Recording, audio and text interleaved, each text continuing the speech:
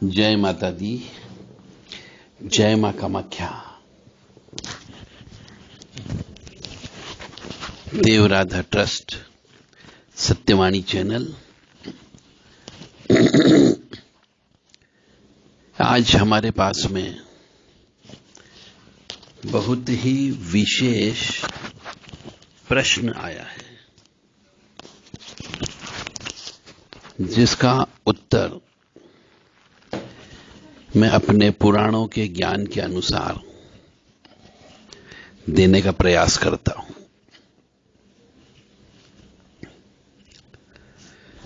एक वासना से अंधा व्यक्ति, पुरुष, वासना के लिए अंधा व्यक्ति पुरुष को क्या सजा मिलती है? जब मनुष्य वासना में अंधारे हो जाता है तो स्त्री भी तो वासना में अंधी हो जाती है। परंतु प्रश्न जो मेरे से किया गया है वह एक स्त्री के द्वारा किया गया कि वासना में यदि कोई पुरुष अंधा हो जाए तो उसे क्या सजा मिलती है। जब मनुष्य वासना में अंधा हो जाता है तो वह रजस्वला स्त्री के साथ भी रमण कर लेता है। उसे तो महापाप कहा गया है। और वासना में अंधा व्यक्ति कुछ भी नहीं देखता, उसे केवल वासना नजर आती है। तो उसे वैसी ही स्त्री, जिस स्त्री के लिए वह तड़पा है, जिस स्त्री के लिए वो वासना में अंधा हो गया, वैसी स्त्री उसको बार बार नजर आती है और वह बीमार पड़ जाता है। लाइलाज बीमारी हो जाती है, शरीर में जलन होने की बीमारी हो जाती है। यानी कि मनुष्य को शरीर में जलने की बीमारी महसूस होने लगे तो समझ जाना चाहिए उसने अपनी पत्नी के साथ धोखा किया और वासना की आग में वह जल करके अंधा हो गया। तो बहुत से मनुष्यों को ऐसी बीमारी हो जाती है, ऐसे ही स्त्रियों को हो जाती है। अब कैंसर क्या है और शुगर क्या है? ये वही बीमारियां हैं, ला इलाज बीमारी है। ये उसी को होती है जो अपनी पत्नी को धोखा देता है।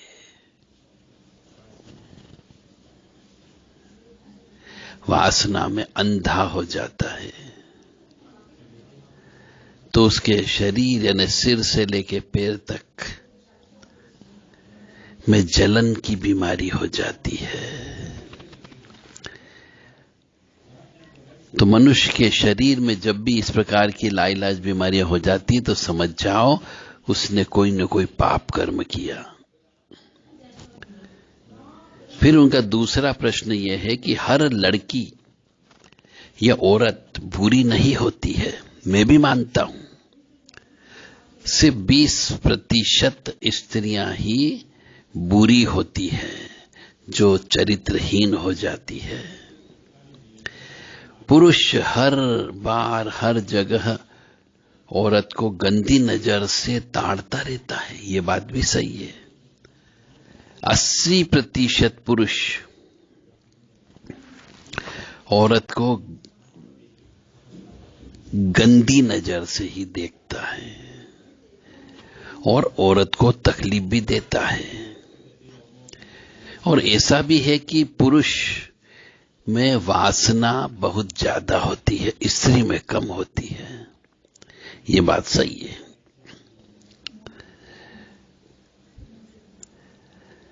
तो सनातन धर्म में वासना से अंधे पुरुष को किस प्रकार से सहायता करता है? एक प्रश्न ये भी आया है। सनातन धर्म किसी को, कोई भी पाप कर्म वाले व्यक्ति को बचाता नहीं है, उसकी कोई सहायता नहीं करता है, और न ही उसके पाप को छुपाया जाता है।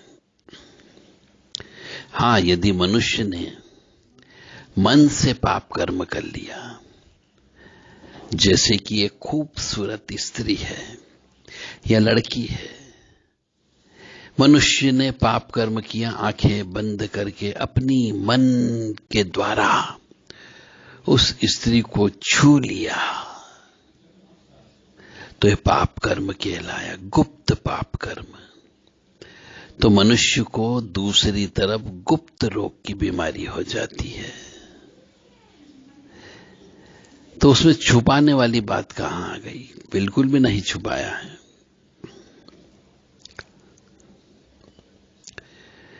आध्यात्म या आध्यात्मिक ग्रंथ पुरुष की वासना का किस प्रकार समर्थन करती है? बिल्कुल नहीं करती है। हां, हमारे ग्रंथों में कई जगह लिखा हुआ है कि यदि एक स्त्री विवाह के बाद में वंश वृद्धि करने लायक नहीं हो, तो पुरुष दूसरा विवाह कर सकता है। और यदि आपके पास ताकत हो, घमंड हो, शक्ति हो, तो आप किसी भी स्त्री का अपहरण करके गंधर्व विवाह कर सकते हो। ये शास्त्र में लिखा हुआ है।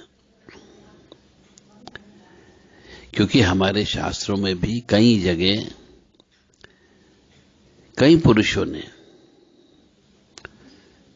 काम से अंधे होकर, वासना से अंधे होकर के बच्चे पैदा किए हैं,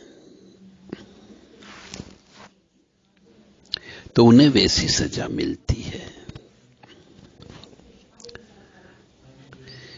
तो आध्यात्मिक या आध्यात्मिक ग्रंथ में पुरुष की वासना को समर्थन करने से संबंधित बहुत सी कहानियां हैं, परंतु पंडित जी लोग या तथाकथित कथावाचक उस प्रकरण या उस संस्मरण को बाहर नहीं लाते हैं।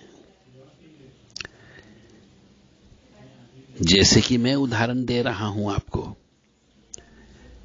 हमारे पुराणों में लिखा हुआ है, मैं नहीं बोल रहा हूं, पुराणों में लिखा हुआ है कि श्री ब्रह्मा जी ने अपनी ही मानसी पुत्री सरस्वती के साथ में विवाह करने की इच्छा जाहिर करी थी, क्योंकि उसकी खूबसूरती से श्री ब्रह्मा जी भी अंधे हो गए थे, कामांध। ये अपनी किताब में लिखा है। तो हो गए थे। अब आप कहेंगे कि इसमें ब्रह्मा जी ने जब ऐसा काम कर दिया, तो ये दूसरे धर्म के लोग भी तो करते हैं।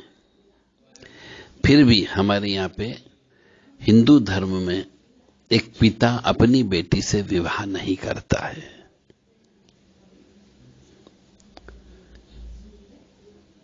इसी प्रकार गुरु बृहस्पति की पत्नी तारा के साथ में चंद्र ने वासना में अंधे होकर के सहवास किया था, और उससे बुद्ध की उत्पत्ति हुई थी। ये भी हमारे ग्रंथ कहते हैं। और एक और उदाहरण मिलता है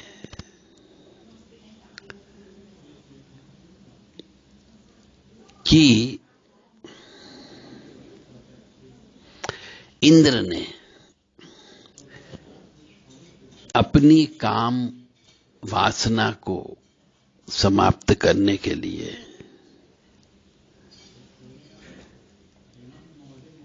एक गुरु की पत्नी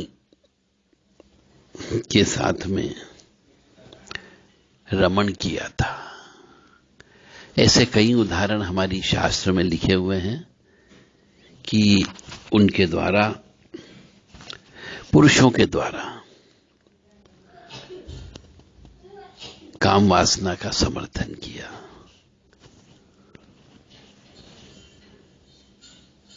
स्त्री तो रजस्वला से होती है, तो जब तक उसकी रजस्वला समाप्त नहीं होती उसमें काम वासना उत्पन्न नहीं होती है। लेकिन पुरुष तो हर वक्त, चाहे दिन हो, रात हो, दोपहर हो, शाम हो, गोधूली बेला का समय हो, हर वक्त कहते हैं वासना में डूबा रहता है। और जब व्यक्ति वासना में डूबा हुआ है तो भगवान उनकी पूजा किस प्रकार ग्रहण करता है और उन्हें आशीर्वाद भी देता है? ऐसा नहीं है। पुरुष हर समय वासना करने के योग्य होता है यदि उसके सामने कोई तस्तरी में सजी हुई स्त्री आ जाती है तो। परंतु यदि पुरुष हर वक्त वासना से बाहर निकल जाता है और वो भक्ति मार्ग में भी जाता है, जब मनुष्य भक्ति भाव में उतरता है तो उसके मन मस्तिष्क पर कहीं पर भी वासना के अंधा होने के प्रमाण नहीं मिलते हैं। इसलिए भगवान की पूजा वो पूरी तन से, मन से, धन से, समर्पण भाव से करता है, इसलिए उसे आशीर्वाद भी मिलता है। फिर एक महाशय जी ने प्रश्न किया कि आध्यात्मिक व्यक्ति कभी भी इस वासना पर नहीं बोलता, क्योंकि वह स्वयं एक पुरुष है और हर तरफ पुरुषों का राज है।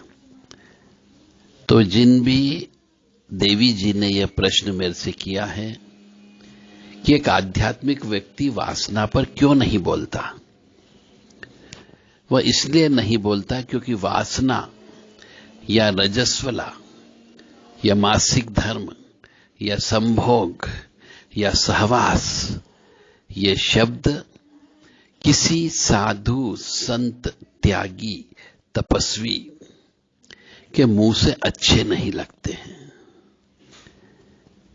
इसलिए वो नहीं बोलते हैं।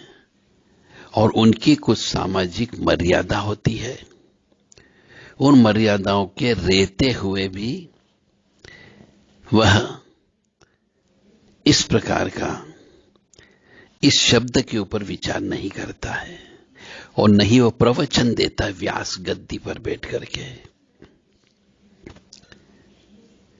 ऐसा नहीं कि वह स्वयं पुरुष है, बोल सकते हैं, बोलने में सक्षम भी हो सकते हैं, परंतु इस हमारे हिंदू सनातन धर्म में काम शब्द को, सेक्स शब्द को, वासना शब्द को गुप्त रखने के बारे में कहा गया है। इसलिए इस विषय पर न तो स्त्रियां बात करती है न पुरुष बात करते हैं। हमारे शास्त्र में बहुत सारी जगह इस विषय पर चर्चा की गई है।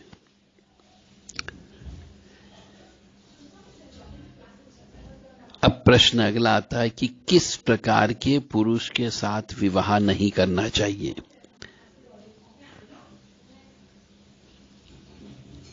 पुरुष को यूं देखने से पता नहीं लग सकता कि ये विवाह के योग्य है या नहीं है।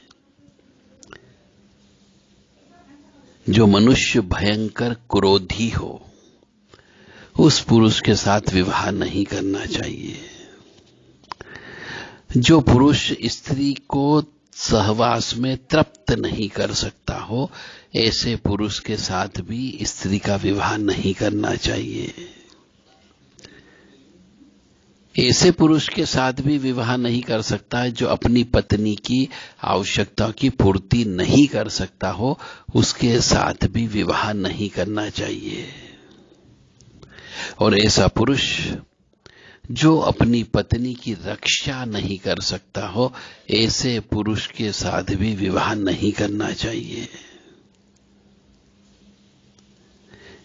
ऐसे बहुत से उदाहरण हमारे शास्त्र में दिए गए हैं कि किस पुरुष के साथ विवाह करना चाहिए और किस पुरुष के साथ विवाह नहीं करना चाहिए।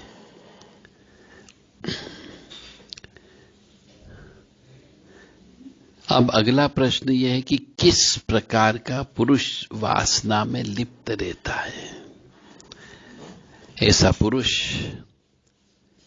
जो शराबी पीता हो, ऐसा पुरुष जिसके पास अपनी जमा पूंजी को बर्बाद करने के लिए दिल होता है, या फिर ऐसा पुरुष जो पहले वासना में गलत कार्य कर चुका पर पकड़ाया नहीं है। ऐसा पुरुष हमेशा काम वासना में लिप्त रहता है।